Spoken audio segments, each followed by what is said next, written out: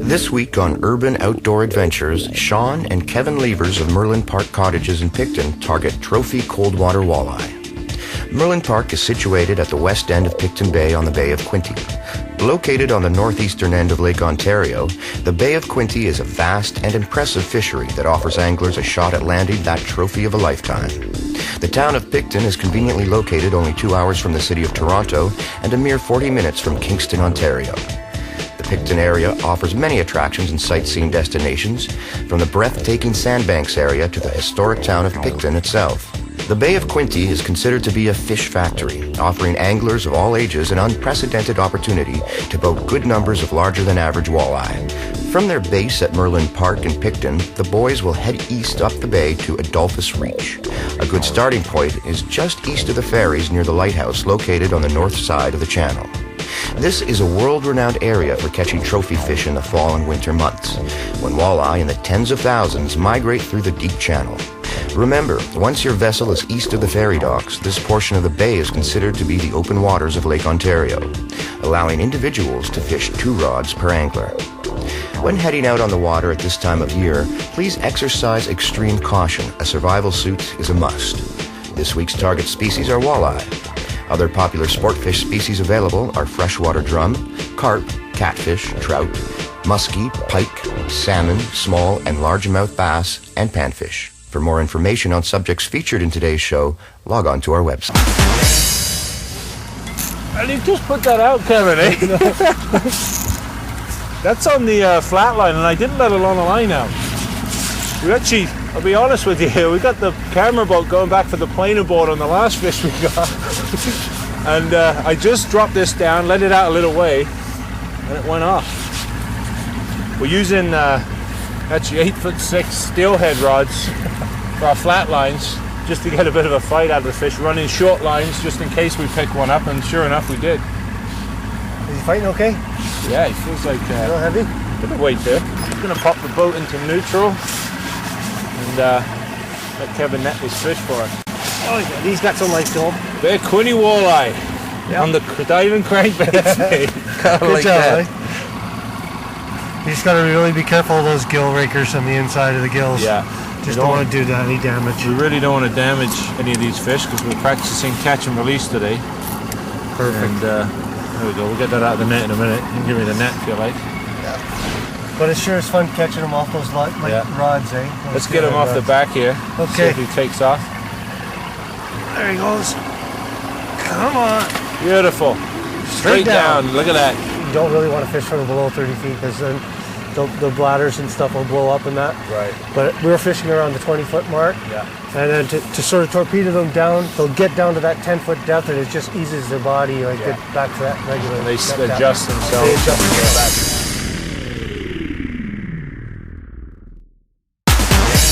I think we got one here, Shaun. You got another one on there? Yeah. Perfect. We just got the planer board back from the camera boat and the other fish. Landed one on the flat line, and now you got one on this one. That planer board popped right off, eh? That's what looks like a better fish. I'm just going to turn this a little bit here, Kevin. Oh, this feels good. It's staying down. This time of the year, if you go in the water, you want to make sure that you have these survival suits here. It's 55 degrees here. If you go in, you're going to float and get rescued safely. Yeah, how come I didn't get one of those new suits like the cameraman's?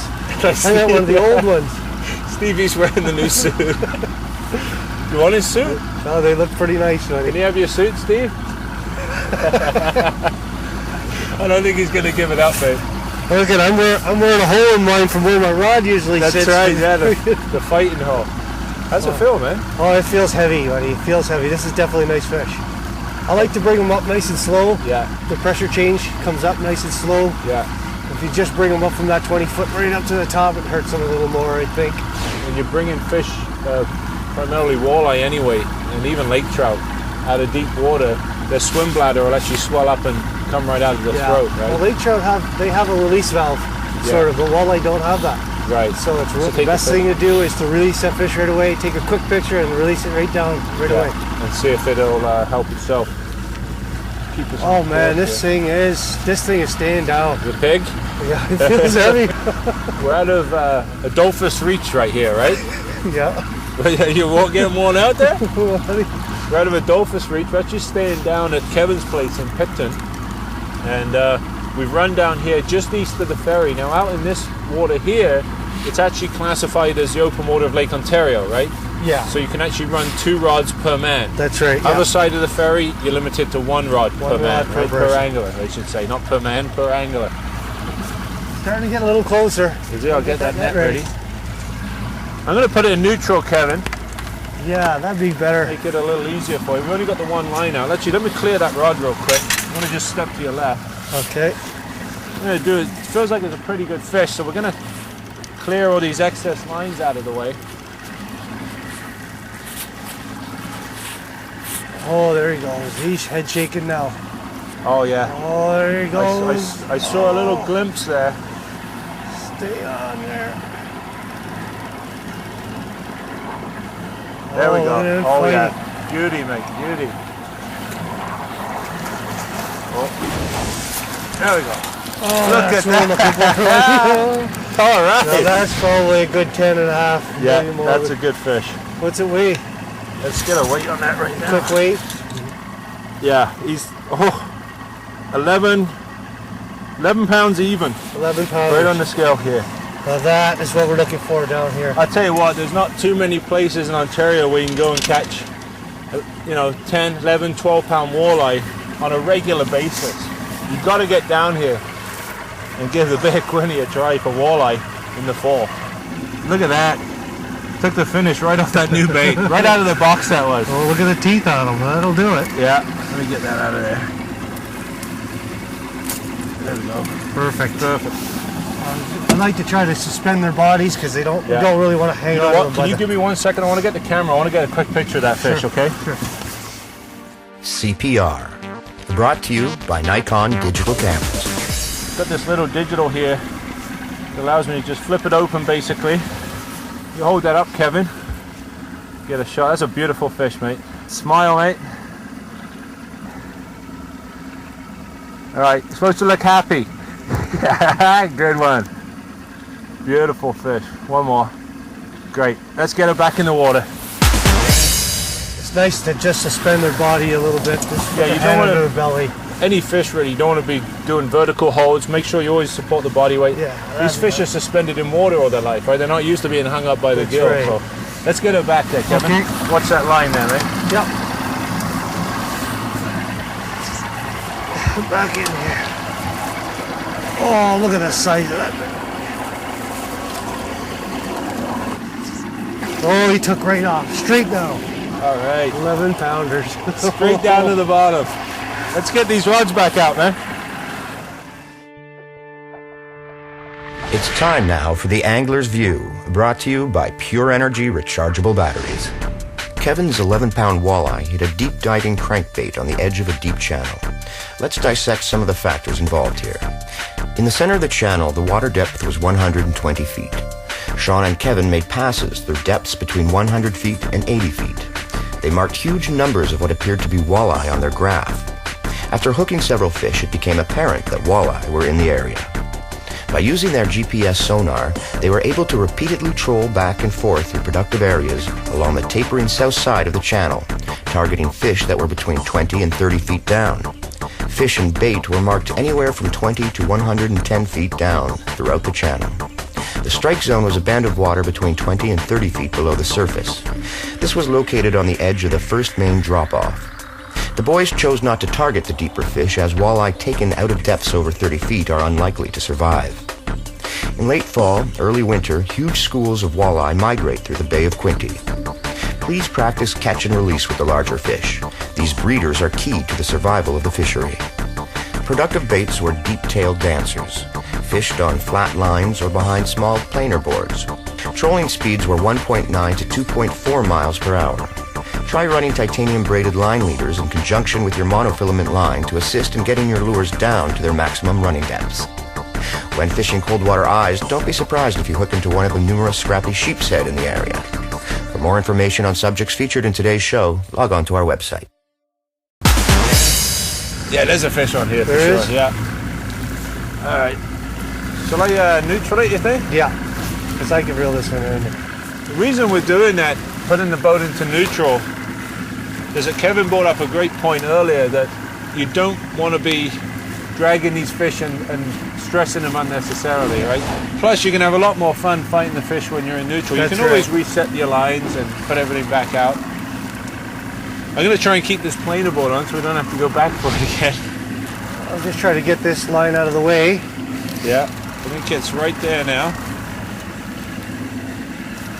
I've got quite a bit to go yet. Once I get that board in, I still got about 100 feet of line out there behind the board, so... Yeah, there's a fish. There's a fish there? Yeah. Okay, this one's out of the way. Can you grab that board for me, Kev? Yep. These boards are great. They just clip right on the line and clip right off. I was thinking that bringing these big downrigger rods down here with me was going to be a bit of overkill, but it's certainly not. No, those are perfect. Those are perfect. Especially for netting them, because you could swing that big long rod right into the net. Yeah. And the good thing to point out to the viewers is if you go out in Lake Ontario fishing for salmon, bring your salmon gear down here. Works just as well.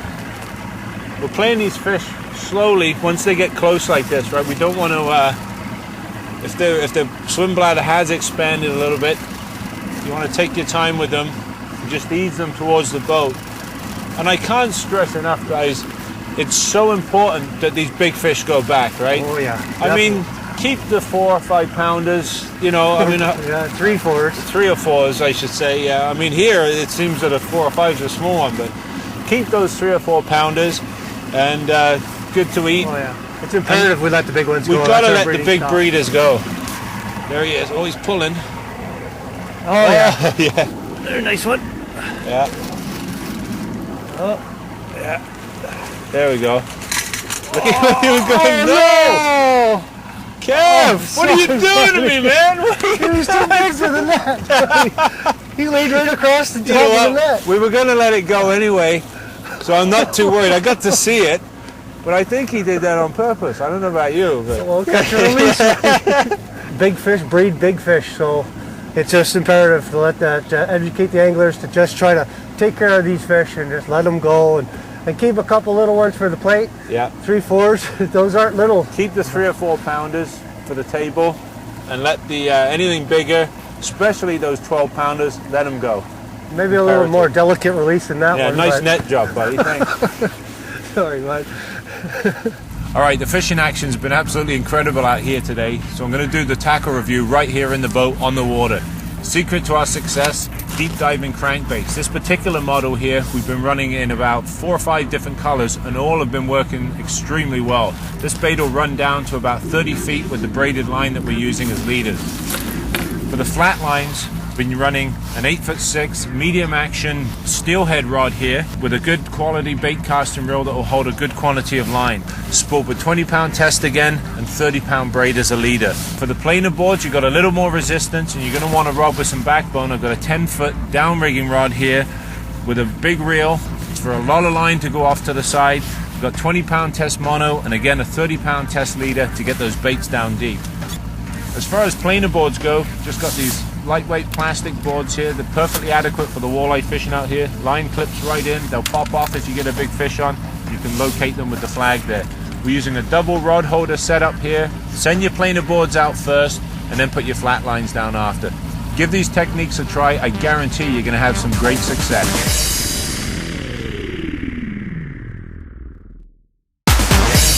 Oh, it's a walleye. It's a good walleye. It's a big Walter. It's quite the fishery, man. He's pulling light on you. I know. Oh my God! Look at that! Oh, look at that! Hardly go in the net. Look at the size of that! Holy cow, Kevin! Look at the size of that. That's the biggest one of the day. On the light rod too, flat line. We're actually using planer boards today and flat lines, and the fish are definitely feeding actively because we've had fish both close to the boat and away from the boat. When the fishing slows down a little bit, you might want to focus more on those planer boards to get your lures out away from the boat so you don't get the noise disturbing them. Look at that. That is a beauty. Look at that fish. All right. Try not to, I don't really want to handle him too much, but... Well, I tell you what, Kevin, what a way to end the day, man. Thanks for having me. It's been a blast. You got to get down here. We're actually staying at Kevin's place down in Picton, but we're fishing a Dolphus Reach here. all through this Bay of Quinte right here in the fall, it's just fantastic walleye fishing, trophy walleye fishing at its finest. Thanks for watching. I'm Shaun Rickau. We'll see you next week for yet another urban outdoor adventure. Let's get it back in the water. Look at the size of this Perfect. sucker.